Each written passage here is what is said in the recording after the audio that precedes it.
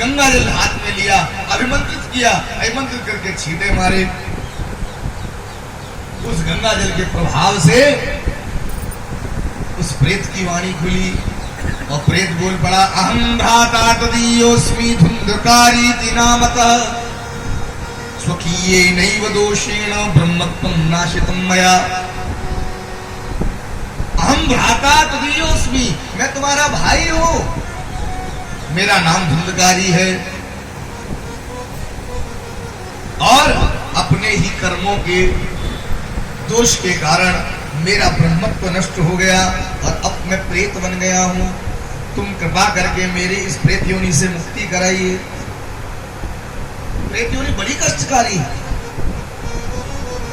न खा पाता है प्रेत, न पी सकता है प्रेत, न सुख का अनुभव करता है प्रेत, केवल पीड़ा ही पीड़ा रहती है जीवन और दुखी रहता है और इसलिए लोगों को दुखी करता है।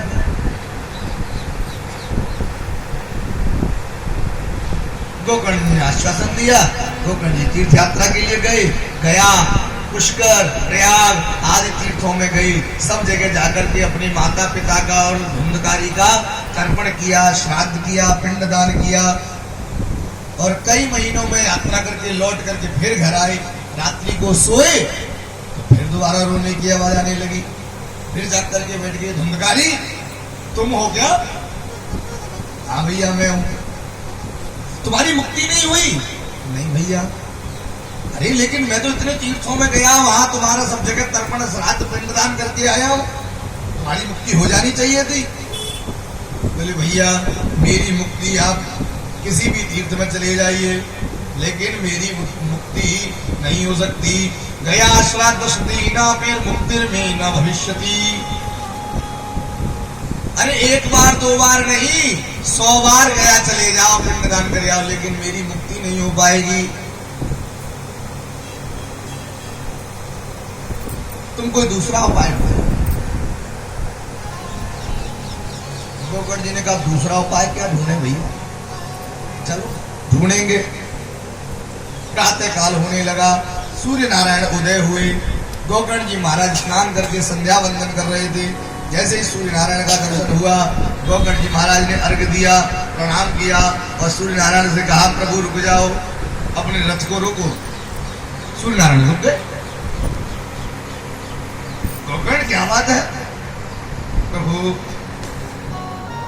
मेरे भाई धुंधकारी अधोगति में चले गए हैं, प्रेत योनि में चले गए, उसका उद्धार कैसे? कृपा करके कोई मार्ग बताइए।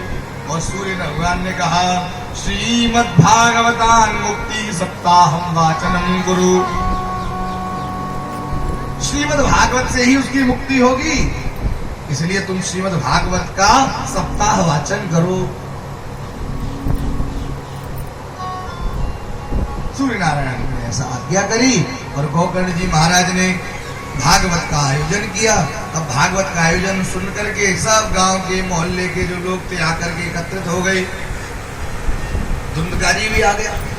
अब धुंधकारी बैठे कहा तो वहीं पर एक बांस गड़ा हुआ था 7 गांठ का, उस बांस में आकर के धुंधकारी बैठ गया।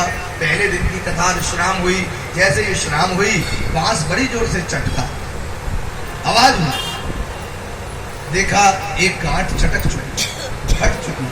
दूसरा दिन की कथा हुई, दूसरी गांठ भी फट गई। तीसरे दिन की कथा हुई, बांस की तीसरी गांठ भी फट गई। चौथे दिन चौथी, 5वें दिन 5वीं, 6वें दिन 6ठी और 7वें दिन की कथा जैसे विश्राम हुई, उस बांस की 7 ग्रंथि हट गई और दिव्य देह धारण करके धुंधकारी प्रकट हो गया। गोकर्ण को प्रणाम किया और कहा भैया आज तुम्हारी कृपा से मेरी सदगति हो गई है। ये देखो भगवान के पार्षद आ गए विमान लेकर के, अब मैं इनके विमान में बैठ करके भगवान के नित्य धाम को प्रस्थान कर रहा हूँ। और वो धुंधकारी बैठ गया। जैसे विमान चलने लगा गोकर्ण जी ने रोका, रे रुको रुको भैया पार्षद हो, एक बात बताओ, कथा तो ये सब गाँव वालों ने सुनी है, तो विमान खाली धुंधकारी के लिए क्यों आया? सबके लिए आना चाहिए था। पार्षद मुस्कुराए और कहने लगे प्रभु इसमें हमारी कोई गलती नहीं है। तो बोले जिसकी जैसी श्रद्धा थी वो उसको वैसा फल प्राप्त होता है। ये जो और लोग सुन रहे थे ये केवल सुन रहे थे, लेकिन उस कथा को गुन नहीं रहे थे, उसका निधिध्यासन मनन नहीं कर रहे थे। लेकिन धुंधकारी जो कथा सुनता था फिर उस बांस में बैठा बैठा बाकी समय में उस कथा का चिंतन करता था, स्मरण करता था, भगवान के प्रति इसको प्रेम होने लग गया कथा सुन सुन करके, इसलिए इसके लिए विमान आया। फल भेदस्ततो जातो भजनाद विमानद, फल भेद होने के कारण, क्रिया भेद होने के कारण, श्रद्धा भेद होने के कारण फल भेद हो गया। श्रवणस्य विभेदेन फल भेदोत्र संस्थितः, श्रवण का भेद है इसलिए फल का भेद है।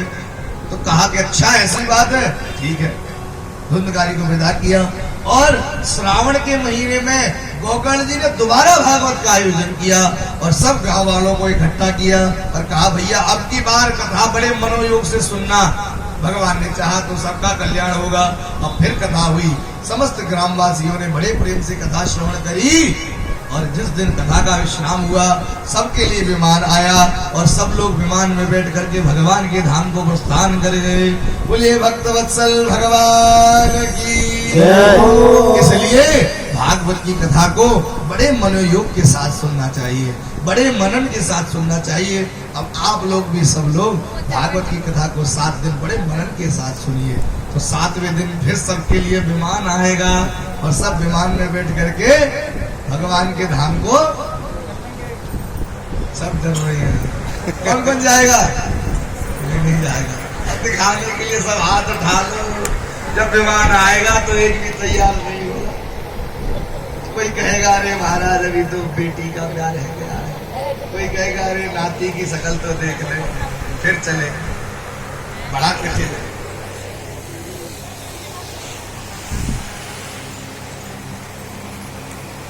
विश्वास हो जावे, कथा में विश्वास हो, निष्ठा हो, प्रेम हो, एकाग्रता हो, तब जो है भगवत प्राप्ति होती है।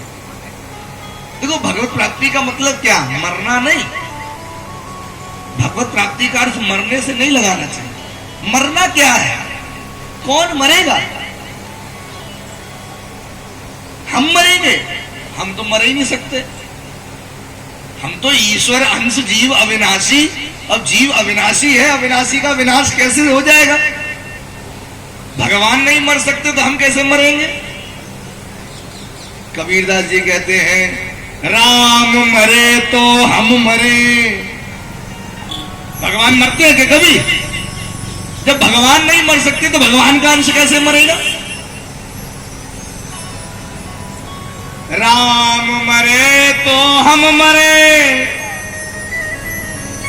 नाही तो मरे बलाए,